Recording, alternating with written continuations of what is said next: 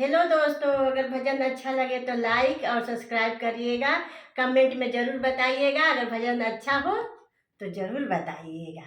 बनल रहे नैहरवाए मैया, बनल रहे ससुरवा, ऐसन बरवा दिहाए मैया, सजल रहे से नूरवा, ऐसन बर